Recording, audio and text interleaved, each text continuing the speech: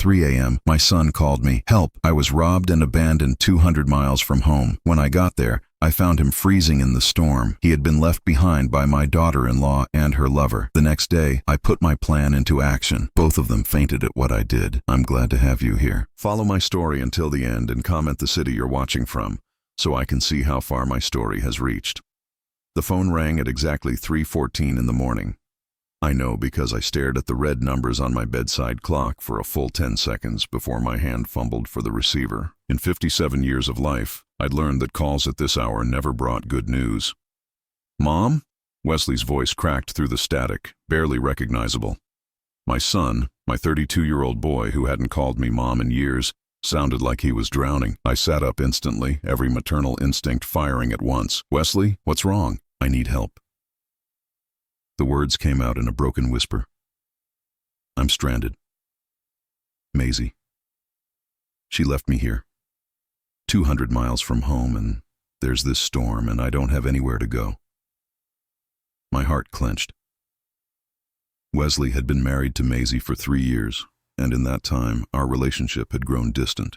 She had a way of making plans that never included me, of steering conversations away whenever I tried to connect with my son. I'd told myself it was normal. Newlyweds needed space. But hearing him now, so broken and desperate, I realized how wrong I'd been. Where are you exactly? I was already throwing on clothes, grabbing my car keys. Some motel outside Bakersfield. The Sunset Inn on Highway 99. Mom, I'm so sorry to call you like this, but I didn't know who else. Don't you dare apologize. I cut him off, my voice fierce with protective love. I hadn't felt this strongly in years. I'm coming to get you right now. The drive through the night felt eternal. Rain pelted my windshield so hard the wipers could barely keep up. Every few miles I'd hit a patch where the wind nearly pushed my car off the road. All I could think about was Wesley, alone and abandoned in this weather. What kind of woman leaves her husband stranded 200 miles from home? What kind of emergency could have been so urgent that she couldn't wait for him to come with her, then so unimportant that she could just abandon him? The questions churned in my mind as I gripped the steering wheel, my knuckles white against the black leather. I'd never liked Maisie much, if I'm being honest. There was something about her smile that never quite reached her eyes, something calculating in the way she watched people. But Wesley loved her, or thought he did, and I'd kept my concerns to myself. Maybe that had been my first mistake. When I finally pulled into the parking lot of the Sunset Inn, my heart nearly broke. There was Wesley, sitting on a bench outside the motel office, soaked to the bone, despite the thin overhang. His shoulders were hunched against the cold, and he looked smaller somehow, diminished in a way that had nothing to do with the storm. I ran to him, not caring about the rain. Wesley, honey, oh my God. He looked up at me, and I saw something in his eyes I hadn't seen since he was a little boy having a nightmare. Pure, vulnerable fear. She's not coming back, is she? I wrapped my arms around him, feeling how he shivered against me. His clothes were soaked through and his skin felt ice cold. Let's get you warm first. Then you can tell me everything. We went inside the motel office where a tired-looking clerk gave us suspicious looks. I didn't care. I was focused on Wesley, on the way his hands shook as he tried to sign the register for a room. I don't have much cash on me, he mumbled, embarrassment coloring his voice. Maisie took my wallet when they left. They. The word hit me like a physical blow. So there had been someone else with her. I've got it, I said, handing over my credit card. The room was $49 for the night, a small price for getting my son somewhere warm and safe. Once we were in the room, I cranked up the heat and made Wesley get out of his wet clothes. I gave him my jacket to wear while his shirt dried over the heating unit. Only then did I really look at him, really see what this night had cost him. There were dark circles under his eyes that spoke of sleepless nights that had nothing to do with tonight's events. He'd lost weight since I'd seen him last Christmas, his face gaunt in a way that suggested more than just missing a few meals. But it was the look in his eyes that scared me most, the hollow expression of someone who'd had their trust shattered completely. Tell me what happened, I said gently, sitting beside him on the narrow motel bed. Wesley stared at the floor for a long moment. When he finally spoke, his voice was barely above a whisper. She said her sister was in an accident. said we needed to drive up to Bakersfield immediately to see her in the hospital. But when we got here, he swallowed hard, his Adam's apple bobbing with the effort.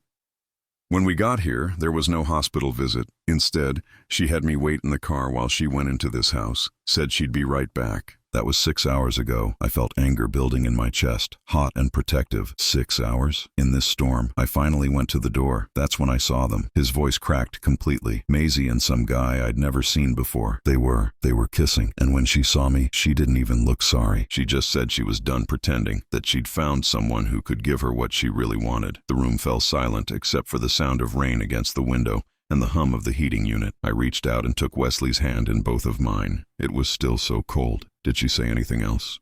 Wesley nodded, tears finally starting to fall. She said I was weak, that I let my mother control me too much, and that real men don't need their mothers to fight their battles. He looked at me with devastation in his eyes. She said she was keeping the house, the car, everything. Said if I tried to fight her, she'd make sure I lost even more. Something shifted inside me then, something I hadn't felt since Wesley was small and another kid had pushed him off his bike. It was a fierce, protective rage that made my hands steady and my mind crystal clear. My son had been played, manipulated, and abandoned by a woman who had systematically isolated him from his family and friends. A woman who had taken advantage of his gentle nature and turned it against him. But Maisie had made one crucial mistake. She'd messed with my child. And now she was going to learn exactly what this mother was capable of when someone hurt her son. Wesley fell asleep around dawn, exhausted from the emotional trauma and the cold. I sat in the uncomfortable motel chair watching him breathe and began planning. For the first time in 3 years, I had my son back, broken and hurt, but back. Maisie thought she'd won. She thought Wesley would just disappear quietly, that he'd be too embarrassed and defeated to fight back. She didn't know his mother very well. The drive back home took 4 hours. Wesley slept for most of it, curled up in the passenger seat like he used to do when he was young and we'd take long road trips. But this wasn't a vacation, and my 32-year-old son shouldn't have been broken enough to sleep like an exhausted child. Every few minutes I'd glance over at him and feel that protective rage building stronger. His face was peaceful in sleep, but I could see the stress lines that hadn't been there before his marriage. When had he gotten so thin? When had those shadows appeared under his eyes? When had I stopped really looking at my son? As we got closer to home, Wesley began to stir. He opened his eyes and stared out the window for a moment, like he was trying to remember where he was and why. "How are you feeling?" I asked softly. He rubbed his face with both hands. "Like I've been hit by a truck." He paused, then added with bitter laughter, "Or like I've just realized my entire marriage was a lie. Do you want to talk about it?" Wesley was quiet for so long I thought he might have decided not to answer. Then he started talking, and once he began, it all came pouring out like water through a broken dam. "It started about 6 months ago," he said, still staring out the window. "Maisie began having these girls' nights that would last until 3 or 4 in the morning. When I asked about them, she'd get defensive, say I was being controlling like my mother. I bit back the response that rose to my lips. Now wasn't the time to defend myself. She started picking fights about everything. The way I loaded the dishwasher, the way I folded laundry, the fact that I called you on Sundays. She said I was too dependent on you, that I needed to choose between being a mama's boy or being a real husband.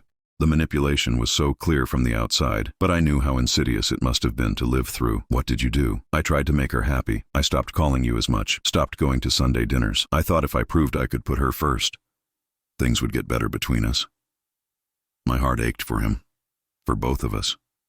But they didn't. They got worse. She'd disappear for whole days at a time, claiming she was helping friends with emergencies or working overtime at jobs she never seemed to actually go to. When I asked questions, she'd turn it back on me, say I was paranoid, jealous, suffocating her. Wesley shifted in his seat, finally looking at me. "Mom," I started to believe her. I started to think maybe I was the problem. Maybe I was too clingy, too needy. Maybe I wasn't man enough for her. The raw pain in his voice nearly broke me. This was what Maisie had done to my confident, kind-hearted son. She'd systematically torn down his self-worth until he doubted his own perceptions.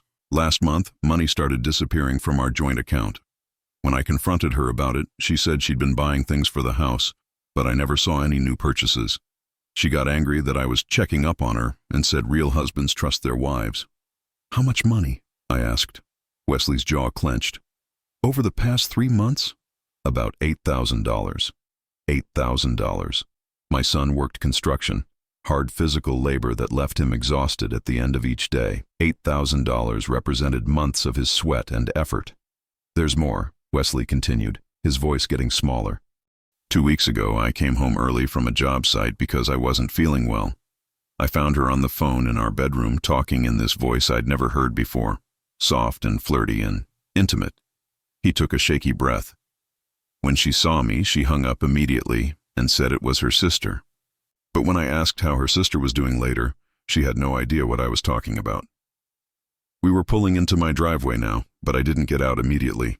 I could tell Wesley needed to finish this. "The night before last night," he continued, "she came home at 2 in the morning with a story about helping a co-worker move, but her clothes smelled like men's cologne, and she had grass stains on her knees." His voice broke slightly. "When I asked about it, she flew into a rage like I'd never seen before, called me pathetic and paranoid, and said if I didn't trust her, maybe we shouldn't be married." The picture was becoming clear, and it was uglier than I'd imagined. This hadn't been a sudden betrayal. It had been a calculated campaign to destroy my son's confidence while she robbed him blind and cheated on him. Then yesterday morning, she got that call about her sister being in an accident. She was crying, seemed genuinely upset. I felt terrible for doubting her. Wesley laughed bitterly. "I insisted on driving her up there myself. Told her she was too upset to drive safely. But there was no accident. There was no accident. Her sister lives in Portland, not Bakersfield. I should have known that, but Maisie had me so turned around I was doubting my own memory about everything." We sat in silence for a moment. Then Wesley asked the question I'd been dreading. "Mom, how did I let this happen to me? How did I become so stupid?" I turned to face him fully, taking his hands in mine. "You're not stupid, Wesley. You're trusting and kind, and you loved someone who didn't deserve it. That's not a character flaw. That's what makes you a good man. A good man who just lost his house, his car, and his savings account to a woman who was probably laughing at him the whole time." The defeat in his voice made my decision for me. Wesley needed more than comfort right now. He needed justice. And if he couldn't fight for himself yet, then his mother would fight for him. "Tell me about the house," I said. "Is it in both your names?" Wesley shook his head. "That's another thing. When we bought it, Maisie convinced me to put it in her name only. Said it would be better for tax purposes, since she had better credit. I trusted her." He laughed bitterly again. "I trusted her with everything. What about the car? Also in her name. She said it was easier for insurance." I was starting to see the scope of Maisie's planning. This hadn't been a crime of passion. It had been a methodical theft disguised as a marriage. "Wesley, I need you to think carefully. Do you have any proof of the money you contributed to the house? Bank statements, receipts, anything?" He nodded slowly. "I kept records of all my deposits, all the home improvement money I spent. Why? Because your wife may think she's won, but she doesn't know what she's dealing with yet." As we finally got out of the car and headed into my house, I was already formulating a plan. Maisie had spent 3 years isolating my son from his family, systematically destroying his confidence and stealing his money. She'd abandoned him in a storm 200 miles from home without a second thought. She thought Wesley would slink away quietly, too embarrassed and broken to fight back. But Maisie had forgotten something important. Wesley wasn't alone anymore. He had his mother back, and this mother was done playing nice. For the first week, I focused entirely on Wesley. My son was more broken than I'd initially realized, and watching him try to rebuild even the basic routines of daily life broke my heart repeatedly. He'd sit at my kitchen table for an hour in the mornings, just staring at his coffee cup like he was trying to solve some impossible puzzle. When the phone rang, he'd flinch. When I asked what he wanted for dinner, he'd look genuinely confused, as if the concept of having preferences had been stripped away from him. "I don't know," he'd say to the simplest questions. "I don't know what I like anymore." That's what Maisie had done to him. She'd spent 3 years teaching him that his opinions didn't matter, that his wants were inconvenient, that his very existence was somehow too much. She'd turned my confident, decisive son into someone who was afraid to have preferences about his own life. But I also saw glimpses of the man he used to be. When he helped me fix the squeaky hinge on my garden gate, his hands moved with the same sure competence they'd always had. When my neighbor, Mrs.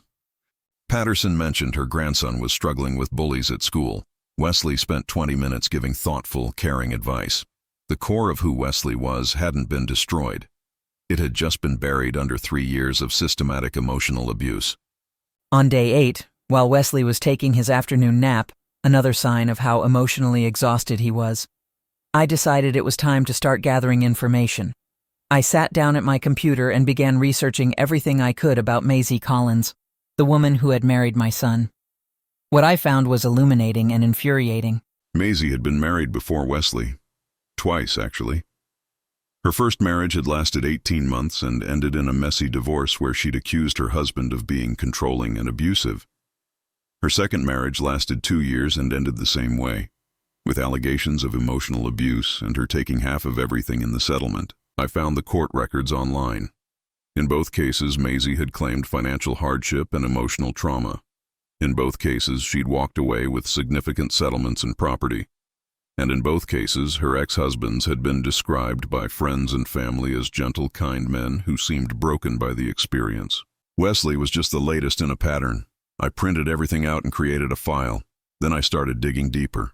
Maisie's social media told an interesting story. Her Facebook page was full of photos from the past 6 months showing her at expensive restaurants, wearing new jewelry, taking weekend trips to places like Napa Valley and San Diego, all while claiming to Wesley that money was tight and they needed to be careful about spending. But the most revealing thing was a photo from 3 weeks ago. Maisie at some upscale bar, her arm around a man I didn't recognize. The caption read, "Finally found someone who appreciates the real me," with a heart emoji. 3 weeks ago, while she was still married to my son, still living in the house he'd helped pay for, still taking money from their joint account. I cross-referenced the man in the photo with her other social media posts. His name was Derek Chen, and according to his LinkedIn profile, he was a regional sales manager for a tech company. He drove a BMW, lived in a condo in the expensive part of town, and based on his posts, had no idea that his new girlfriend was still married. This was getting interesting. I spent the next few days conducting what I started thinking of as surveillance, though I was careful never to call it that out loud. I drove by the house Wesley and Maisie had shared, the house that was legally in her name, but had been paid for largely with his money. Sure enough, there was a dark blue BMW parked in the driveway, Derek's car. I watched from down the street as they came and went. Maisie had clearly moved Derek in already. Less than 2 weeks after abandoning Wesley in that storm, they looked comfortable together, familiar in a way that suggested this relationship had been going on for much longer than 3 weeks. On the third day of my watching, I saw something that made my blood boil. They were loading Wesley's belongings into garbage bags and setting them out on the curb. His tools, his clothes, his books, everything that represented his life being treated like trash. I waited until they went back inside, then drove over and loaded everything into my car. It took 3 trips, but I saved what I could of my son's possessions. The symbolism wasn't lost on me. Maisie was literally throwing Wesley away, and I was picking up the pieces. That night, Wesley came into the kitchen while I was sorting through his rescued belongings. "Where did you get all this?" he asked, his voice thick with emotion as he picked up a photo of us from his high school graduation. "It was on the curb at your house. I thought you might want it back." He sat down heavily at the table, cradling the photo like it was something precious. She threw away everything, even the watch my grandfather left me. I reached into one of the bags and pulled out the watch, a simple silver Timex that had been worn smooth by 3 generations of hands. Not everything. Wesley's eyes filled with tears as I placed it in his palm. I thought it was gone forever. "Some things are worth fighting for," I said quietly.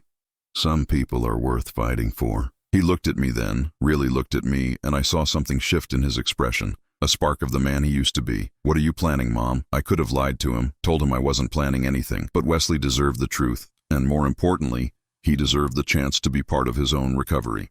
"I'm planning to make sure Maisie doesn't get to do this to anyone else, and I'm planning to get back what she stole from you. She's not going to just give it back because we ask nicely." "No," I agreed. "She's not." Wesley was quiet for a long moment, turning his grandfather's watch over in his hands. "What do you need me to do?" The question filled me with fierce pride. My son was ready to fight back. "I need you to help me gather evidence, bank records, receipts, anything that shows what you contributed to the house and what she took from the joint account. I have most of that stuff in a box in my truck." "Good. We're also going to need to document her current situation, the fact that she's living with another man, spending money that should be community property, disposing of your personal belongings." Wesley nodded, and for the first time since I'd found him at that motel, he looked focused and determined. "There's something else," I continued. "I did some research on Maisie's background. You're not her first husband, Wesley. She's done this before twice, and both times she walked away with everything while her ex-husbands were left with nothing." I watched his face as this information sank in. Instead of making him feel worse, it seemed to strengthen his resolve. "So this was never about love," he said quietly. "This was always a business arrangement for her." "I believe so, yes." Wesley was quiet for several minutes, just sitting there holding his grandfather's watch. Finally, he looked up at me with eyes that were clearer than they'd been since the night I'd rescued him. "When do we start?" I smiled at my son, feeling something fierce and protective and absolutely determined settle into my bones. "We already have." That night, I lay in bed making lists and plans. Maisie thought she was safe, thought she'd covered all her bases, and that Wesley would just disappear quietly into the background of her life. She was about to learn how wrong she was. Because while she'd been busy manipulating my son, I'd been spending 57 years learning how the world really worked. I'd been a single mother, a working woman, someone who'd had to fight for everything I'd ever achieved. Maisie had picked the wrong family to mess with. The breakthrough came from an unexpected source. I was at the grocery store, minding my own business in the produce section, when I heard a familiar voice behind me. "I'm telling you, Linda, she took him for everything he had. Poor David never saw it coming." I turned around to see Nancy Morrison, a woman I'd known peripherally from church functions over the years. She was talking to another woman about someone's divorce, but something about the way she described the situation made my ears perk up. "Excuse me, Nancy," I said, approaching them casually. I couldn't help but overhear. "You were talking about someone's divorce?" Nancy looked a little embarrassed at being overheard gossiping, but she nodded. "My neighbor David. He went through a terrible divorce about 4 years ago. His wife cleaned him out completely, then claimed he was abusive when he tried to fight for his fair share." My heart started beating faster. "What was his wife's name?" "Maisie something. Maisie Collins, I think. Pretty girl, but cold as ice underneath all that charm." "Bingo. Is David still your neighbor?" I ask because my son is going through something similar, and it might help him to talk to someone who's been through it. Nancy's expression softened with sympathy. "Oh, honey, I'm so sorry. Yes, David still lives next door. He'd probably be happy to talk. He's still pretty bitter about the whole thing, and I can't blame him." That afternoon, I found myself sitting in David Martinez's modest living room, listening to a story that was eerily familiar. David was a soft-spoken man in his 40s who worked as an accountant. He'd met Maisie at a coffee shop, been charmed by her attention and apparent vulnerability. "She had this way of making you feel like you were the most important person in the world," he told me, his voice still carrying pain 4 years later, at least at first. The pattern was exactly what Wesley had experienced. The gradual isolation from friends and family, the picking fights about everything, the mysterious disappearances and financial discrepancies. "I started keeping records after the first year," David said, pulling out a thick folder.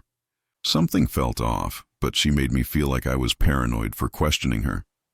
Turns out my instincts were right." He showed me bank statements, receipts, phone records, evidence of a systematic campaign to drain his accounts while building a case that he was controlling and abusive.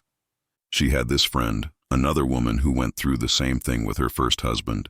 They'd coach each other on what to say in court, how to make their husbands look bad.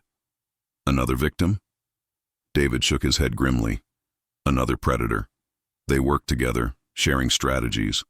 I found out later that Maisie had done this twice before me, and her friend had done it 3 times. This was bigger than I'd thought. This wasn't just one woman making bad choices. This was a pattern of deliberate, calculated fraud. "David, would you be willing to testify about your experience if it came to that? My son is in the same situation you were in." He didn't hesitate. "Absolutely. That woman destroyed my life for 3 years. If I can help prevent her from doing it to someone else, I'm in." I left David's house with copies of his documentation and a fire burning in my chest. Maisie wasn't just a cheating wife. She was a serial predator who targeted kind, gentle men and systematically destroyed them. That evening, I called Wesley into the kitchen and spread David's papers out on the table next to the evidence we'd been gathering about his own situation. "Look at this," I said, pointing to the patterns. "The timeline, the methods, even some of the specific accusations she made. It's all identical to what she did to you." Wesley studied the documents with growing amazement. It's like she was following a script. She was. This is what she does, Wesley. You weren't unlucky in love. You were targeted by someone who makes a living destroying good men. Over the next week, I used the information David had given me to track down Maisie's first husband, Michael Rodriguez. He was harder to find. He'd moved across the country after his divorce. But when I finally reached him by phone, his story was the same. She came into my life like a whirlwind, Michael told me. Beautiful, charming, seemed to really need someone to take care of her. Within 6 months, she'd moved in. Within a year, we were married. Within 18 months, she'd taken half of everything I owned and disappeared with some guy she claimed was just a friend. 3 victims, all telling the same story, all decent men who'd been targeted, manipulated, and discarded when Maisie had extracted everything she could from them. But I wasn't done investigating.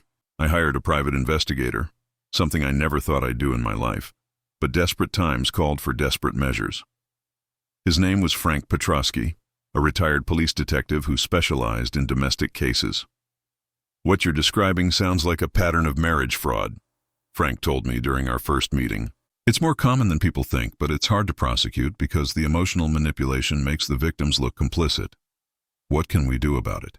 We build an airtight case, document everything, the pattern of behavior, the financial fraud, the false statements she's made. If we can establish that this was premeditated and part of a larger scheme, we might have criminal charges to work with, not just civil ones. Frank's investigation over the following 2 weeks uncovered even more damaging information. Maisie had credit cards in Wesley's name that he didn't know about, totaling over $12,000 in debt.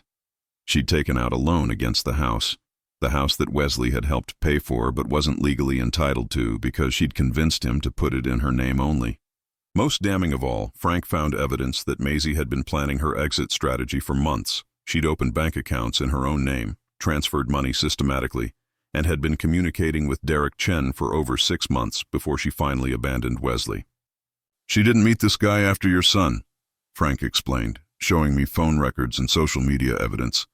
She was with him the whole time. This was a planned operation. The scope of the betrayal was staggering.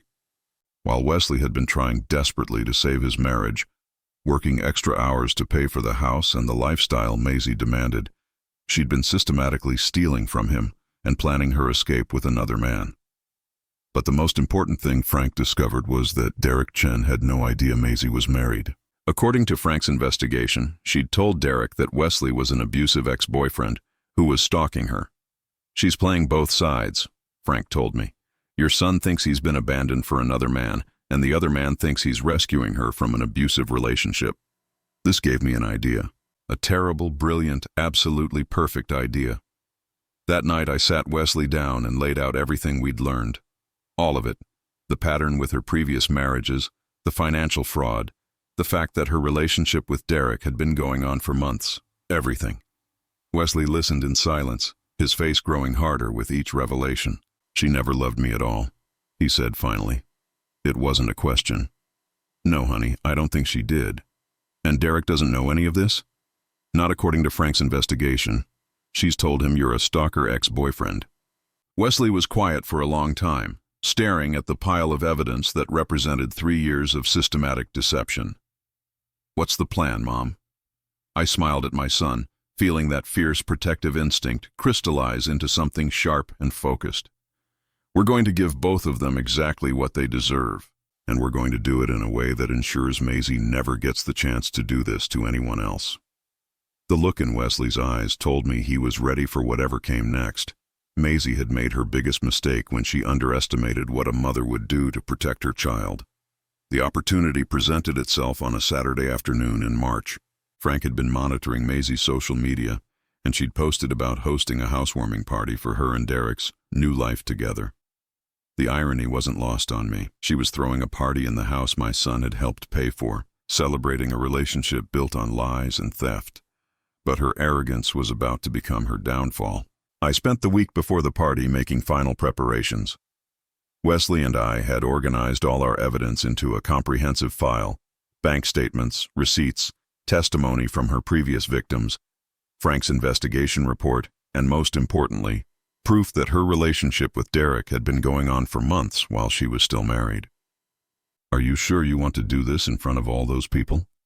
Wesley asked the night before. He was nervous, and I couldn't blame him. This wasn't going to be subtle. "Honey, Maisie has spent years controlling the narrative about her relationships. She gets to be the victim, the wronged party, the one who was forced to leave because her husband was inadequate. This time, people are going to hear the truth." Frank had helped us identify several of the people who would be at the party. Derek's co-workers, some of Maisie's friends, a few neighbors. These were the people who had probably heard Maisie's version of events. That Wesley was an abusive ex who couldn't handle her success and independence. It was time they heard the real story. I arrived at the party at 7:30, carrying a gift bag and wearing my most pleasant smile. The house looked different from when Wesley had lived there. More expensive furniture, new artwork, fresh flowers everywhere. All paid for with money that should have been community property. Maisie answered the door herself, and I watched her face cycle through confusion, recognition, and barely controlled panic in the space of about 3 seconds. "Daryl, what are you? How did you know about the party?" "Social media," I said cheerfully, holding up the gift bag. "I brought a housewarming present. I hope you don't mind me stopping by." Before she could object, I stepped past her into the living room. The space was full of people, maybe 20 or 25 guests, all holding wine glasses and chatting comfortably. Derek was across the room talking to a group of men I assumed were his co-workers. Maisie followed me, her voice tight with forced politeness. "This is really not a good time, Daryl. This is a private party." "Oh, I understand completely. I just wanted to congratulate you both on your new relationship. It's so refreshing to see young love, especially when it's been going on for so long." I said it loud enough for several nearby guests to hear, and I saw a few heads turn in our direction. Maisie's smile became strained. "I'm not sure what you mean." "Derek seems like such a nice man.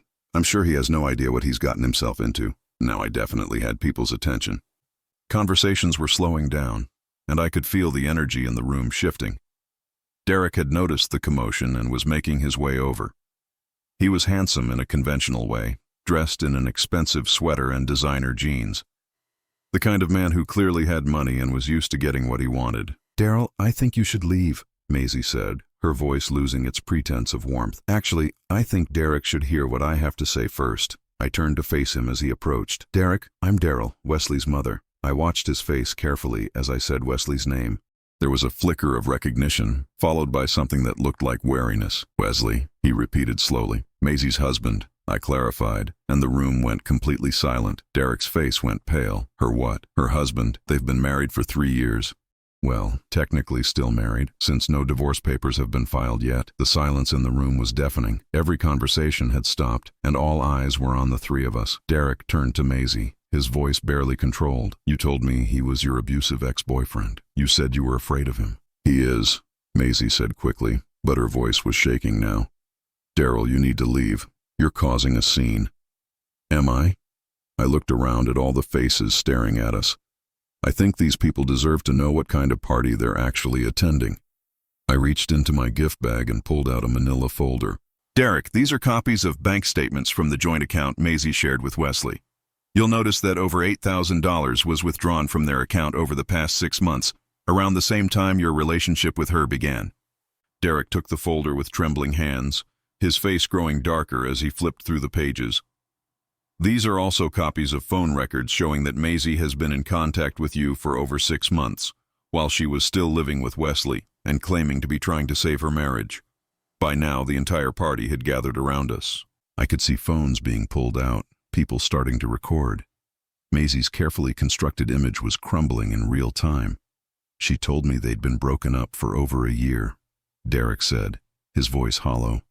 She said he was stalking her, that she was afraid to be alone. "Wesley is one of the gentlest men you'll ever meet," I said firmly. "But he's not the first man Maisie has done this to. She's been married 3 times, and each time she's taken everything she could get and moved on to the next victim."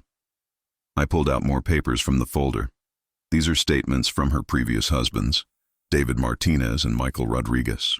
Same pattern of behavior, same methods, same outcome.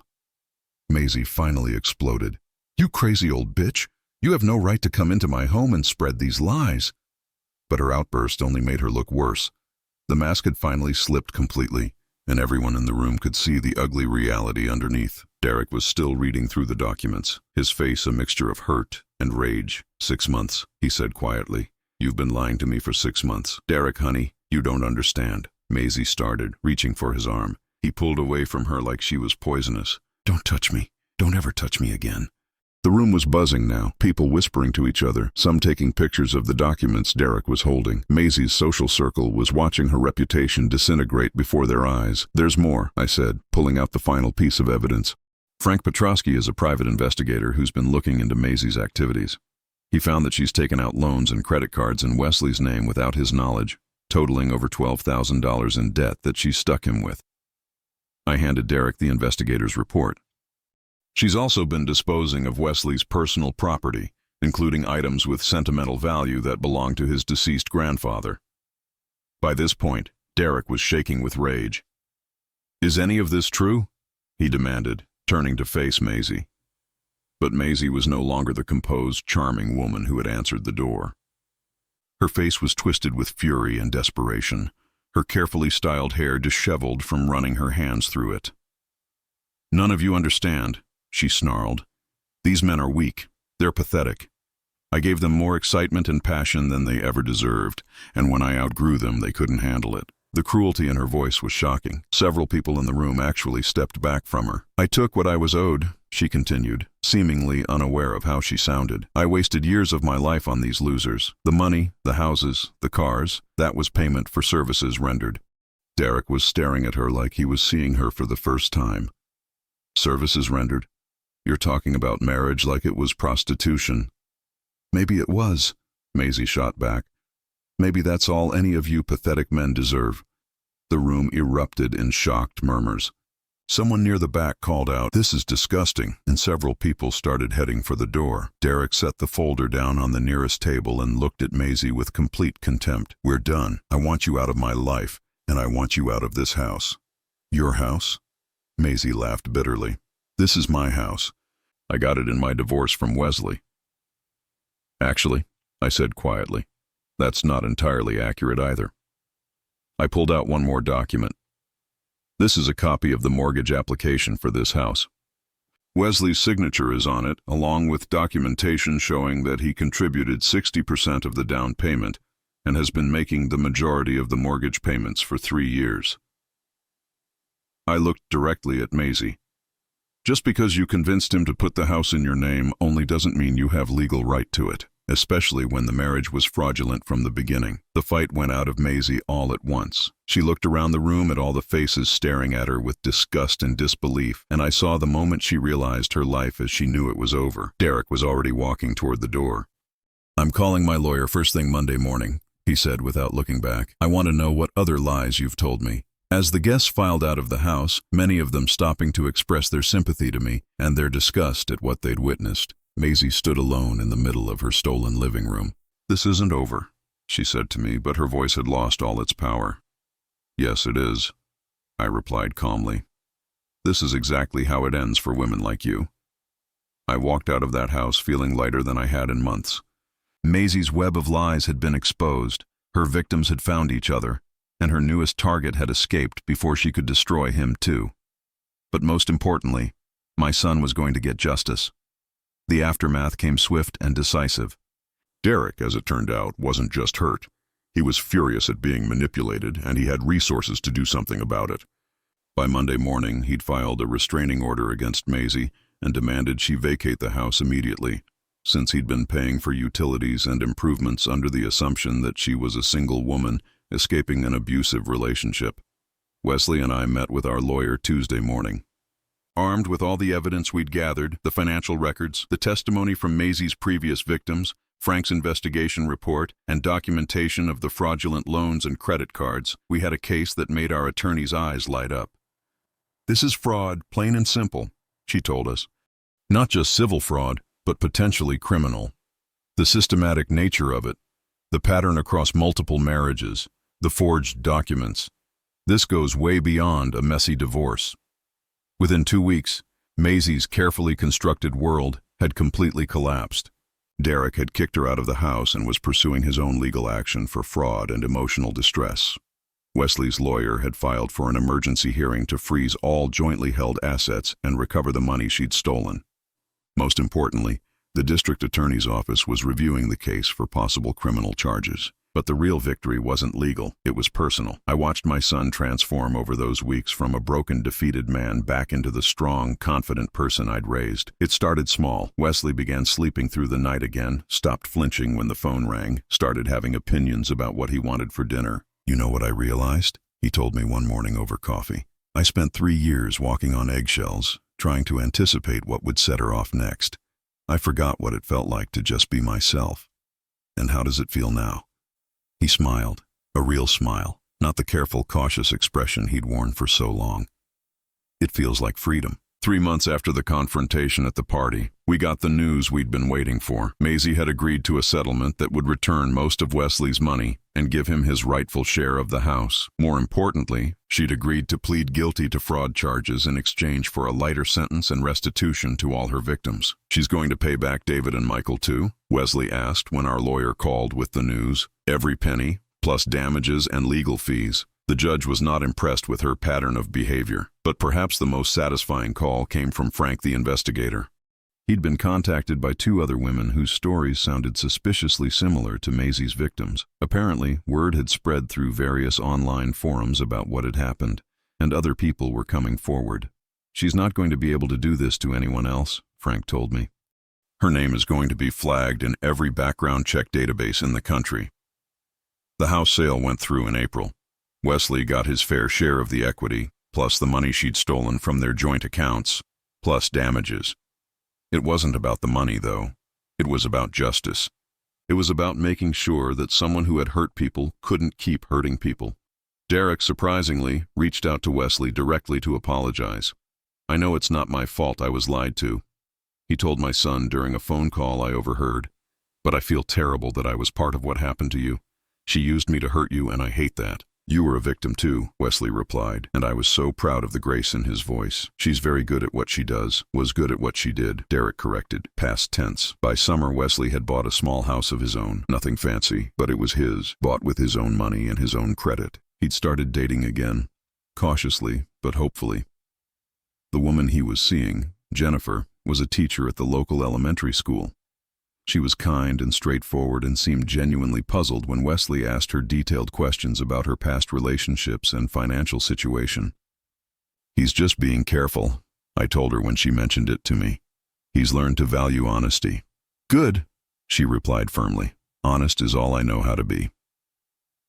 1 year after that terrible night when Wesley called me from the motel, we held a celebration dinner at my house.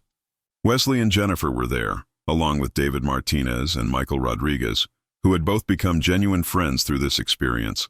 Frank the investigator came too, along with our lawyer and even Derek, who had become an unlikely ally in the whole situation.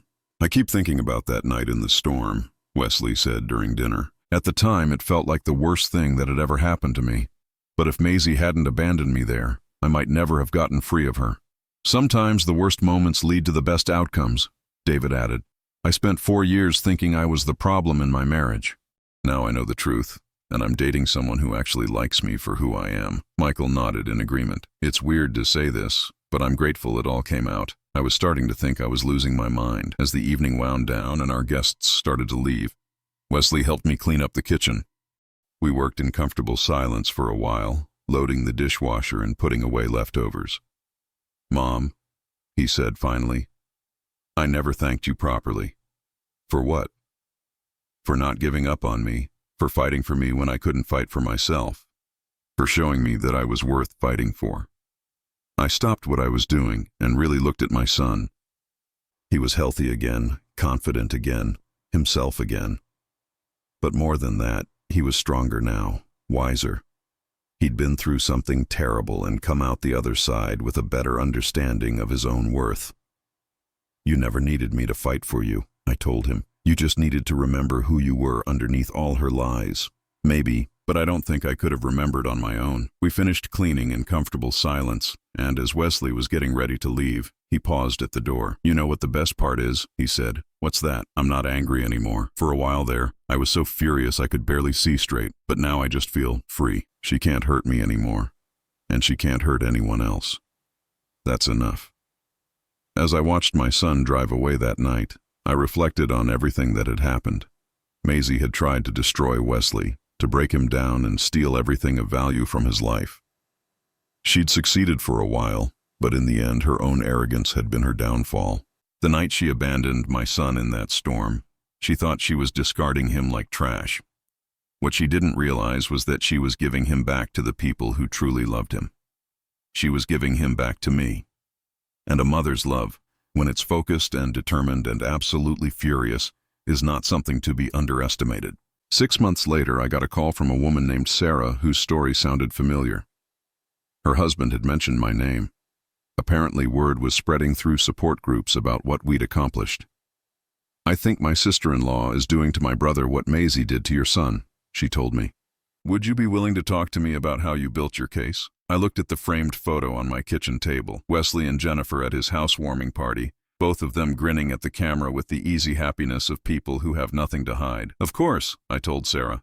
"Let me tell you what I learned about fighting for the people you love. Because some battles are worth fighting, and some people are worth saving. And sometimes the person doing the saving is a 57-year-old mother who refuses to let anyone hurt her child. Sometimes that's exactly enough. It's exactly... Now I'm curious about you who listened to my story. What would you do if you were in my place? Have you ever been through something similar? Comment below. And meanwhile, I'm leaving on the final screen 2 other stories that are channel favorites, and they will definitely surprise you. Thank you for watching until here.